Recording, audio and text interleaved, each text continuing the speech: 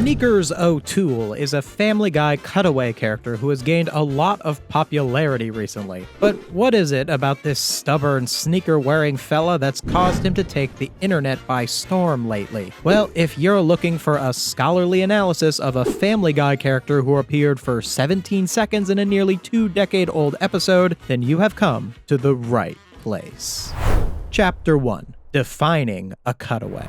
So, in order to understand the story implications of Sneakers O'Toole, we first have to establish the medium in which he appeared, the cutaway gag, in which the episode cuts away to a separate scene unrelated to the main plot at hand. Now, while Family Guy is not the only show to utilize the cutaway for comedy or story purposes, it is the show that is most well known for utilizing them. While I think a lot of criticisms of Family Guy for its overuse of cutaways in its episodes is deserved, I do think that many people misunderstand the narrative purpose of cutaways, and can often simply write them off as random jokes that pad the runtime, a perspective that was popularized by the South Park episode Cartoon Wars, which had a central plot point that revolved around the Family Guy writers being manatees, who do nothing more than put random balls with words and references into sequence to write the show's cutaways. However, a cutaway doesn't actually have to be as meaningless as South Park's manatees make them out to be, and I think a perfect example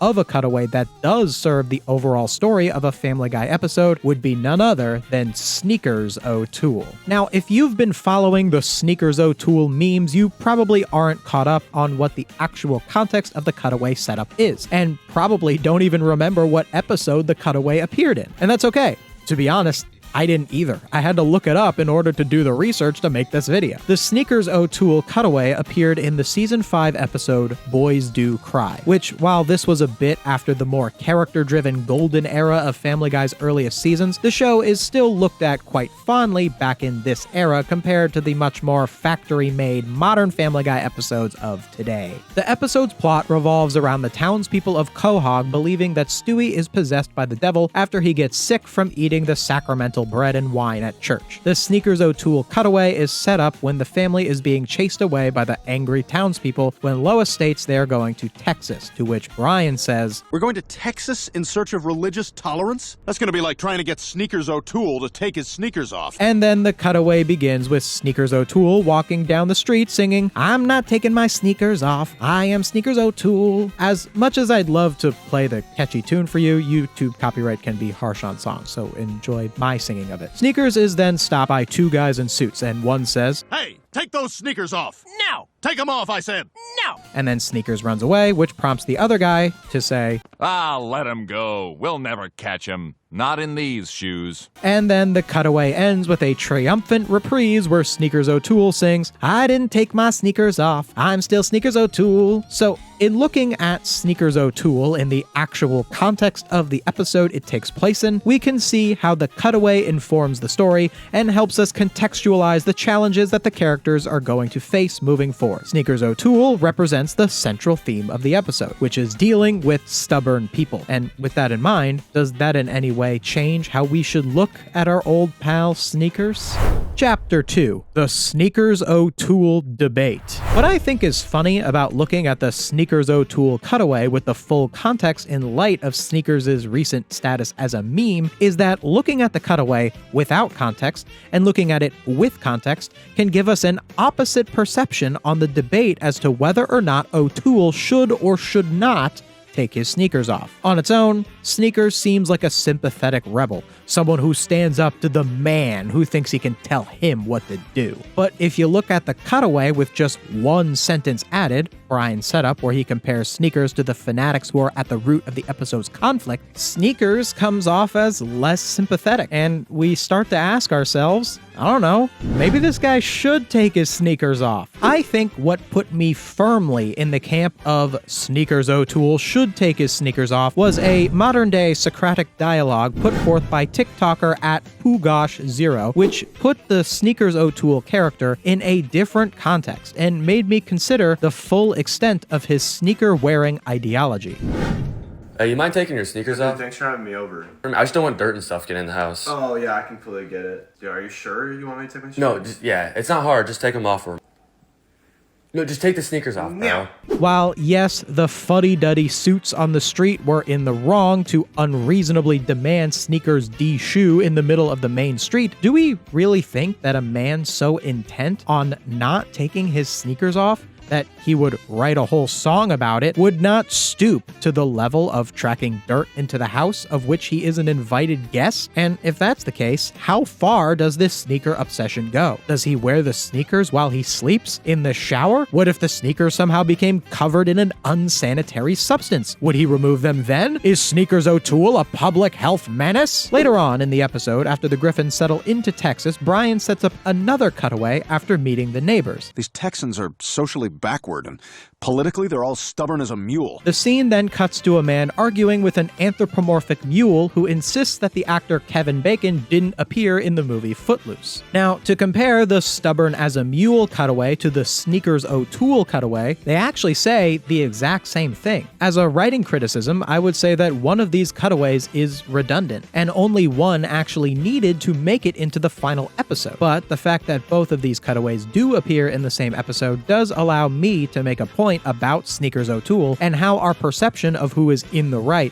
and who is in the wrong can change so drastically depending on how it is presented to us. While both Sneakers O'Toole and the mule represent the exact same character flaw, extreme stubbornness, a majority of the audience would most likely side against the mule, yet agree with Sneakers O'Toole. There are a few reasons for this. The first is character design. Sneakers O'Toole is just inherently more likable than the mule. He sings, he is associated with a fun and casual article of clothing, and his adversaries are dressed in suits, something traditionally associated with a sense of unearned authority, while the mule is sat awkwardly, speaks rudely, and is represented by an ugly animal. The other major difference between these two cutaways is that the mule is objectively wrong in his cutaway, whereas Sneakers O'Toole is such a cartoonishly absurd situation, it is difficult to tell who we should side with from the facts of the situation alone. Kevin Bacon was the lead in Footloose. Even I know that, and I've never seen the movie. It's such common pop culture knowledge, yet this mule refuses to concede that, even in the face of the other guy reasonably and politely correcting him. But take your sneakers off? Who tells someone to take sneakers off? The situation registers as funny because it's so cartoonishly absurd, but within that absurdity, who is correct can get muddied, unless you look at the cutaway setup, where Brian clearly states that Sneakers O'Toole is the one in the wrong. However, since Sneakers O'Toole is now being seen as an out-of-context meme, many people familiar with this character will now erroneously side with him. Chapter 3. Good cutaway writing. So, with all of my praises of the Sneakers O'Toole cutaway, you must think that I vehemently disagree with the aforementioned South Park manatee joke that claims that Family Guy's episode structure consists of nothing more than random references. And while Sneakers O'Toole is an example of the contrary, this does not mean that Family Guy always follows such strict writing rules. There's two moments from this very episode that line up with the South Park manatee claim. In fact, the very opening of the episode is a TV gag that makes a joke about Julia Louis-Dreyfus making bad movies. In Family Guy, the TV gag, while similar to a cutaway, is set up a little differently. Instead of a character triggering the joke, a TV that's present in the scene, usually in the Griffins' living room, will say something akin to, "We now return to," and that sets up the joke. In the case of this particular joke, it's, We now return to Julia Louis-Dreyfus in Now It's Just Getting Sad. But the thing about TV gags is that they almost never have anything to do with the characters or the plot. How could they? It's just a random gag making fun of a movie or TV show. It's not like Sneakers O'Toole, where Brian's setup of the cutaway ties it into the main themes of the episode. So, okay then.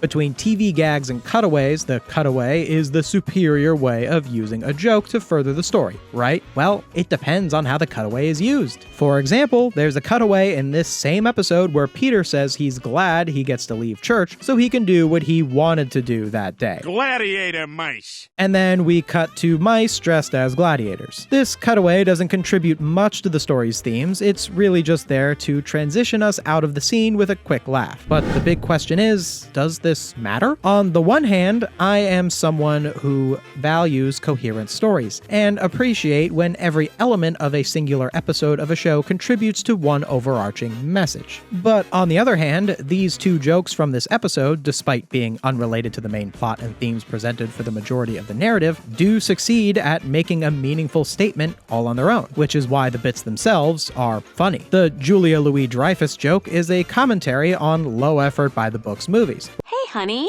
we're going to my parents this weekend. Did you pack your trunk? While the mice joke comments on power imbalance. I have everything and you have nothing! In a way, both of these jokes tell their own self-contained stories. This is what makes Family Guy a peculiar specimen as far as TV shows go. On its surface, it's a standard animated sitcom with a cast of characters who learn a different lesson through the story presented in each episode. But with its more random gags, it almost comes off as a sketch comedy show. After all, we wouldn't need a whole episode about mediocre movies. The one quick gag makes the statement just fine. And if the show's writers felt pressured to make every single joke fit one specific theme, then moments like these just would not be present at all. At best, a Family Guy episode will generally look to have a decent amount of its cutaways inform us about the themes of the episode. But here and there, something unrelated will pop up and tell its own micro story. In good Family Guy episodes, like this one, that strikes a balance where the audience still engages with a central plot and theme, but also gets a few variety show moments in between. In weak Family Guy episodes, the balance is off. Too many unrelated cutaways, with the cutaways themselves being so shallow in nature that the audience feels like they're having their time wasted. This whole Sneakers O'Toole philosophy of Family Guy cutaway gags has inspired in me a complicated conversation with a simple conclusion. When I watch something, I'm looking for substance of any kind. But with that being said, does Family Guy feel the same way? Chapter 4.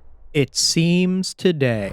At the conclusion of this Family Guy episode, after the family learns their lesson and returns home, Peter makes an interesting statement straight to the audience. So if you're watching a TV show and you decide to take your values from that, you're an idiot. Maybe you should take responsibility for what values your kids are getting. I have mixed feelings about this final statement. In a lot of ways, I agree with it, as it seems this statement is against those who advocate against Family Guy as a show due to its subject matter. You know, people who would unironically say, it seems today that all you see is violence in movies and sex on TV. After all, Family Guy has found itself under attack for this reason quite often. I mean, we all know how they feel about those fellas at the freaking FCC. At its best, one could read this argument from Peter as a statement against this puritanical attitude against shows making certain statements. But one could also read into this as a don't take anything any show says seriously, it's all just entertainment. Which, if you follow this channel, which by the way, you should like and subscribe, you would know that the central philosophy of my videos is that you should take media seriously. Family Guy included. I suppose the statement I take the most issue with in this regard is this one. Maybe you shouldn't be letting your kids watch certain shows in the first place if you have such a big problem with them, instead of blaming the shows themselves. While yes, individuals are responsible for their own, or if they are a parent, their children's morality, this is in no way an effective blanket statement that we should apply to all media. Popular media does affect morality broadly. That's the social function of the arts. And even if you personally do not engage with such lessons, others will, and you won't have control over that. Now, this is nothing against this episode of Family Guy, because I have no problem with the messages of this episode being broadly adopted. I like that this episode criticizes religious fanaticism. I like that this episode satirizes conservative thought. I like that it shows war criminal George Bush acting chummy with Osama bin Laden and the Super Devil, which, remember when portraying Republican presidents hanging out with the most evil people on earth was satire? Pepperidge Farm remembers. All this to say is that I think Family Guy, or